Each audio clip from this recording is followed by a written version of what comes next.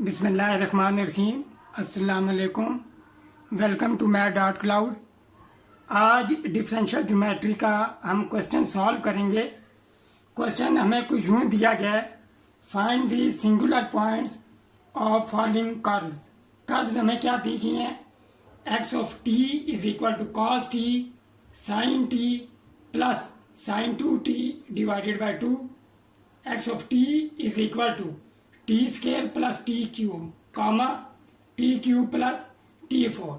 अब singular points क्या होते हैं, अगर हमें कर्व दी गई है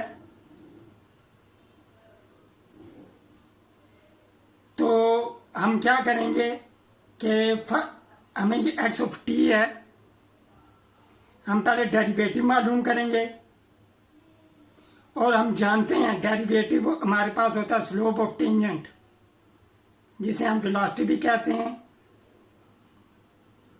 स्लोप ऑफ टेंजेंट, ये टेंजेंट वेक्टर भी है। तो ऐसा पॉइंट टी जिस पे एक्स प्राइम टी 0 हो जाए, तो वो पॉइंट हमारे पास कर्व का सिंगुलर पॉइंट कहलाता है।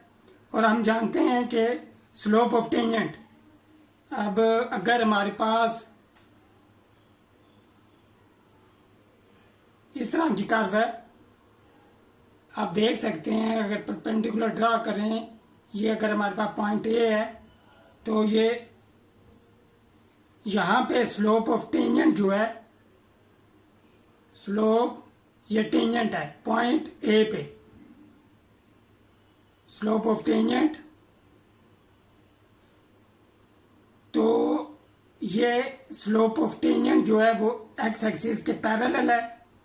एक्स एक्सिस की स्लोप ऑफ एक्स एक्सिस ये हमारे पास 0 होती है। अगर दो लाइनें पैरेलल हों तो इनकी स्लोप भी इक्वल होती है।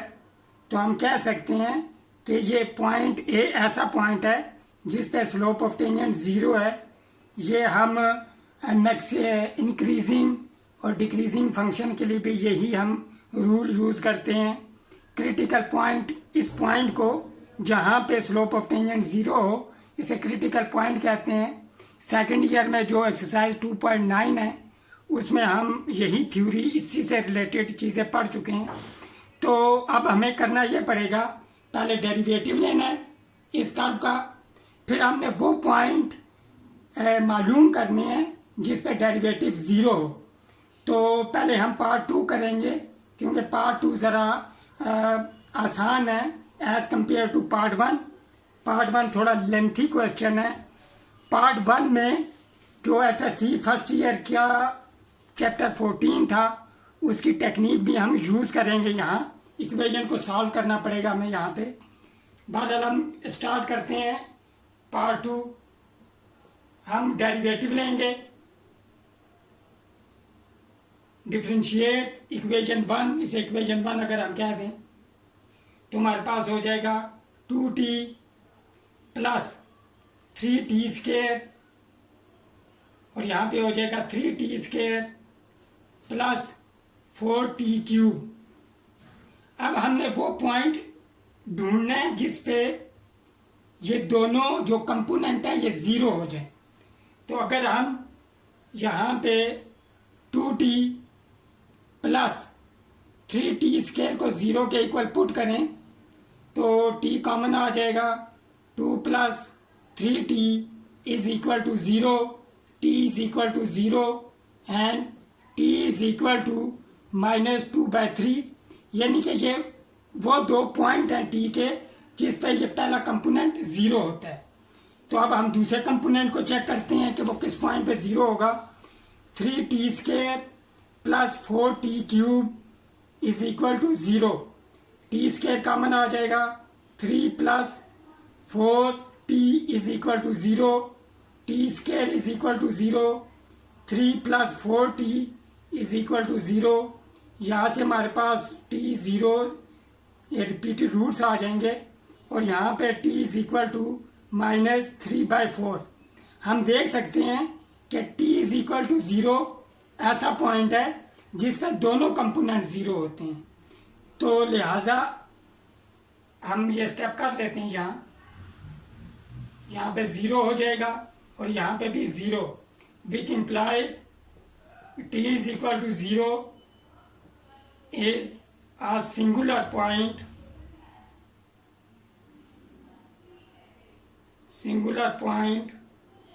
of given curve। अब अगर हम ये पॉइंट यूज करें, इस पर पहला कंपोनेंट तो ज़ीरो हो जाएगा, लेकिन दूसरा कंपोनेंट हमारे पास इस केस में ज़ीरो नहीं होगा, तो लिहाजा ये पॉइंट सिंगुलर पॉइंट नहीं है। अगर हम -3/4 को यूज़ करें तो इस केस में सेकंड कंपोनेंट ज़ीरो हो जाएगा, लेकिन फर्स्ट कंपोनेंट ज़ीरो नहीं होगा, तो लिहाजा ये जो पॉइंट है ये भी सिंगुलर पॉइंट नहीं होगा। तो t is equal to 0 is only a singular point of given curve. अब हम फर्स्ट पार्ट को सॉल्व करते हैं।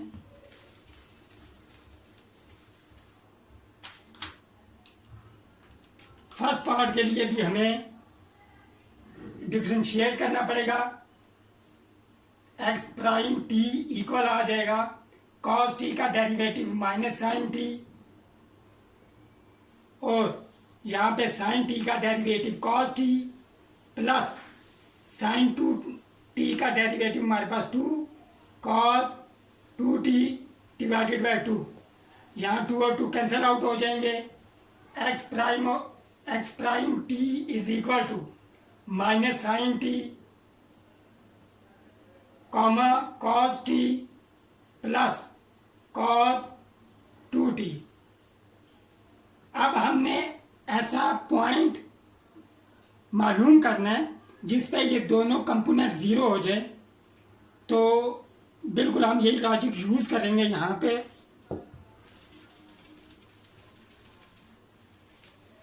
ये आप क्वेश्चन में लिख सकते हैं, ये क्वेश्चन का हिस्से ही समझें।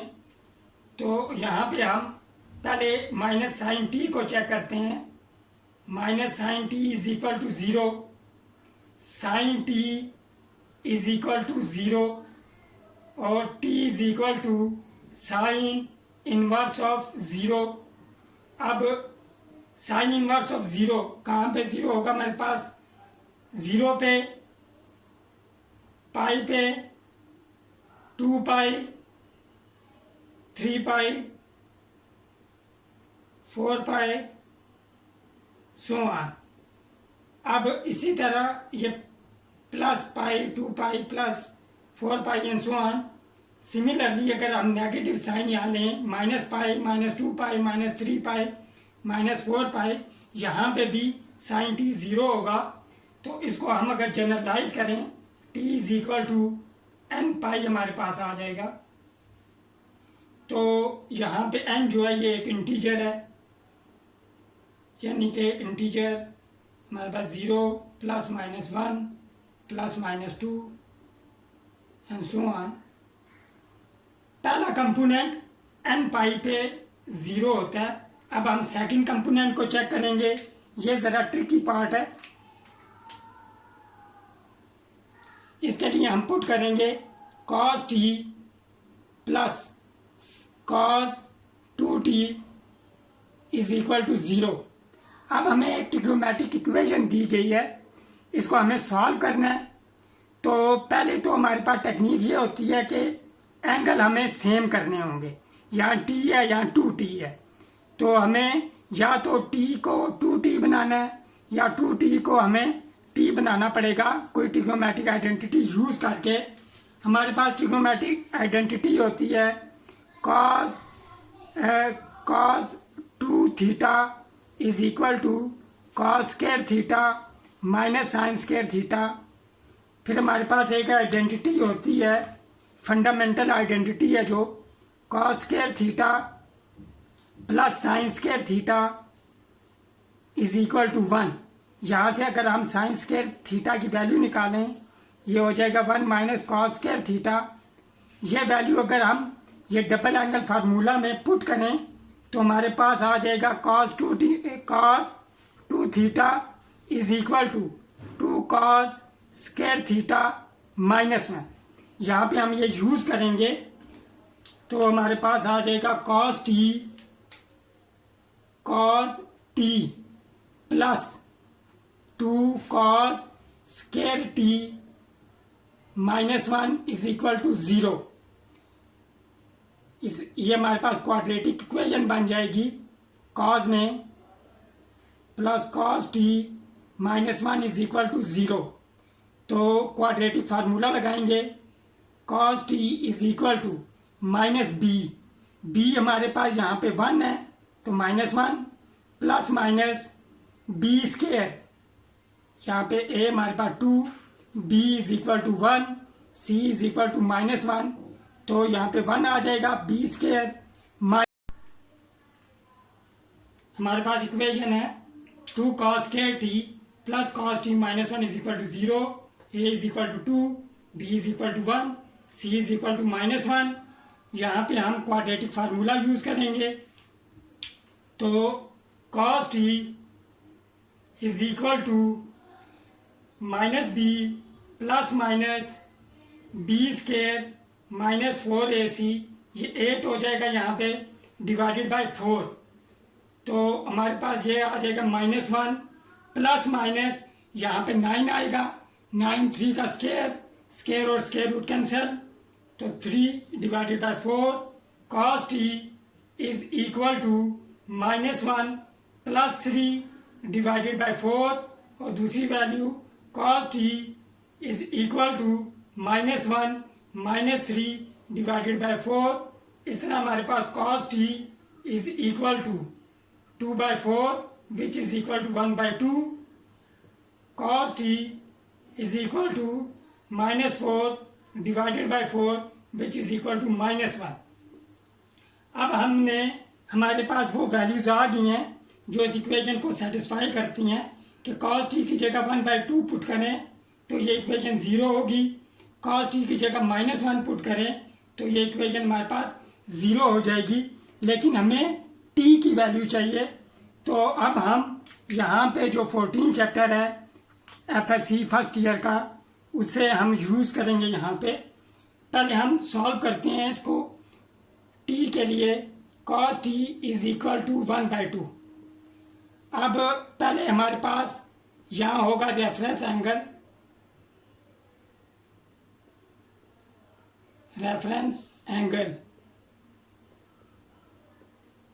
तो ये हमारे पास होगा कि हमने देखना है कि कौन से एंगल पे cos जो है वो 1/2 के इक्वल होता है। तो t is equal to pi by यहाँ पे 3 आ जाएगा, क्योंकि cos 60 डिग्री जो है वहाँ पे cos की वैल्यू हमारे पास 1/2 आती है। ये रेफरेंस एंगल आ गया। अब cos यहाँ पे पॉजिटिव है, cos t इज पॉजिटिव, तो जो हमारे पास cos पॉजिटिव होता है फर्स्ट क्वाड्रेंट में और फोर्थ क्वाड्रेंट में, तो this implies t is equal to first quadrant में तो हमारे पास π/3 आ जाएगा, लेकिन फोर्थ क्वाड्रेंट के लिए हमें 2π - π/3 करना पड़ेगा, क्योंकि हमारे पास फोर्थ क्वाड्रेंट में आने के लिए 360 डिग्री में से π/3 को सब्ट्रैक्ट करना है। तो यहाँ पे हमारे पास आ जाएगा 5π/3। ये सिंपली 14 चैप्टर को यूज़ कर रहा हूँ।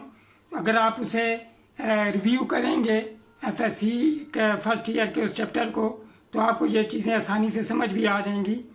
तो हमारे पास दो एंगल आ गए, t इज इक्वल टू π/3 और t इज इक्वल टू 5π/3। ये वो दो वैल्यूज़ हैं t की जो हम यूज़ करें तो हमारे पास ये इक्वेशन जो है ये सेटिस्फाई हो जाएगी। तो अब हमें जनरलाइज करना है π/3 प्लस cos का जो हमारे पास पीरियड होता है वो 2π होता है, तो यहाँ पे 2nπ आ जाएगा और यहाँ पे हमारे पास 5π/3 प्लस 2nπ। अब ये वो एंगल्स हैं जिन पे ये इक्वेशन हमारे पास 0 होगी। अब हम cos t -1 को भी सॉल्व करेंगे। cos t is equal to -1। अब हम जानते हैं कि cos पाई पे सिर्फ -1 होता है, यानी कि -1 यहाँ पे होगा, फिर जब एक और यहाँ से रिपीट करेगा तो 3 पाई भी -1, एक और रेवोल्यूशन करेगा जब तो 5 पाई आ जाएगा। ये एंटी क्लॉकवाइज है। जब हम क्लॉकवाइज जाएंगे तो -पाई, एक और जब रेवोल्यूशन करेगा तो -3 पाई, इस तरह रेवोल्यूशन करता जाएगा तो -5 पाई, -7 पाई एंड सो ऑन। तो हमारे पास ये इक्वेशन तब सेटिस्फाई होगी जब t इज इक्वल टू हमारे पास पाई आए, और जब जनरलाइज करेंगे इसे हम t is equal to 2n+1 pi आ जाएगा यहाँ पे। क्योंकि ऑड नंबर अगर आप ऑब्जर्व करें 1 पाई, 3 पाई, 5 पाई, -1 पाई, -3 पाई, -5 पाई, तो ये 2n+1 जो है ये एक ऑड नंबर होता है और n बिलोंग करेगा इंटीजर से। तो इस तरह हमारे पास t की वैल्यूज आ गई हैं यहाँ पे कि t इज इक्वल टू हमारे पास आया था π/3 प्लस 2n पाई, 5 π/3 प्लस 2n पाई, और थर्ड वैल्यू हमारे पास आई 2n+1 पाई, और n बिलोंग कर रहा है z से। अब ये वो वैल्यूज हैं t की जिसमें हमारे पास ये इक्वेशन जो है ये 0 के इक्वल है। ये इक्वेशन हमने कहाँ से डिड्यूस की है? ये इक्वेशन थी हमारे पास cos t plus cos 2t। अब पहला जो कंपोनेंट था हमारे पास डेरिवेटिव का x' t is equal to -sin t, और दूसरा कंपोनेंट है cos t plus cos 2t। ये कंपोनेंट 0 होता है हमारे पास t is equal to n pi पे, और ये कंपोनेंट 0 होता है हमारे पास इन वैल्यूज पे और इस वैल्यू पे। हम इस वैल्यू को कंसीडर करेंगे 2n+1 पाई। उसकी एक रीज़न ये है, अगर हम जब ये वैल्यू यूज़ करेंगे इनमें से कोई भी वैल्यू यहाँ पे पुट करेंगे तो पहला कंपोनेंट 0 नहीं होता। इसी तरह इन वैल्यूज़ के लिए पहला कंपोनेंट 0 नहीं होता, इसीलिए हम इसे कंसीडर नहीं करेंगे। इसे इसलिए कंसीडर कर रहे हैं।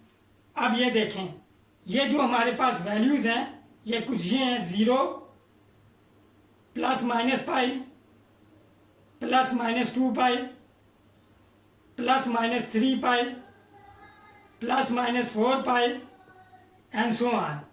जबकि ये वैल्यूज़ हैं हमारे पास +- पाई, +-3 पाई, +-5 पाई, +-7 पाई, सो ऑन। अब अगर हम कॉमन वैल्यूज देखें, t की कॉमन वैल्यू जिनके लिए ये दोनों कंपोनेंट 0 होते हैं, तो हम देख सकते हैं वो हो जाएगा +- पाई, +-3 पाई, +-5 पाई आगे आएगा, इसी तरह +-7 पाई। तो ऑड कंपोनेंट जो हैं, ऑड जो होंगी वैल्यूज़, वो हमारे पास वो वैल्यूज़ हैं जिन पे दोनों कंपोनेंट जो हैं वो 0 हो रहे हैं। लिहाजा सिंगुलर पॉइंट जो आ जाएगा इस केस में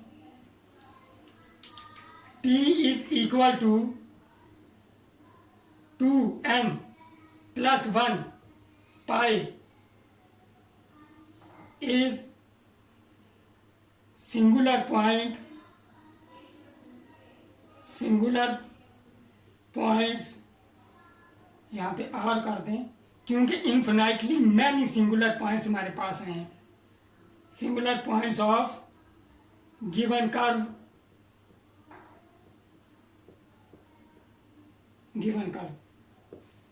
तो ये इन्फिनाइटली मैनी सिंगुलर पॉइंट्स हैं, क्योंकि सेट ऑफ इंटीजर हमारे पास इन्फिनाइटली मैनी इसमें इंटीजर्स होते हैं, ऑड इंटीजर्स। तो वो हम रिप्लेस करते जाएंगे वैल्यूज़ यहाँ पे n की वैल्यूज़, तो हमारे पास वैल्यू जनरेट होती जाएंगी। तो ये मैं यहाँ पे लिख देता हूँ 0 +-1 +-2 सो ऑन। अब इंटीजर्स कोई भी यूज़ करें तो ये जो t की वैल्यू नेगेटिव प्लस माइनस यानी कि ±π को जनरेट करेगी। मुझे उम्मीद है ये आपको ये समझ आ गया होगा। तो ये क्वेश्चन नेक्स्ट वीडियो में हम एक डिफरेंट क्वेश्चन के साथ इंशाल्लाह आएंगे। टिल देन टेक केयर, अल्लाह हाफिज़।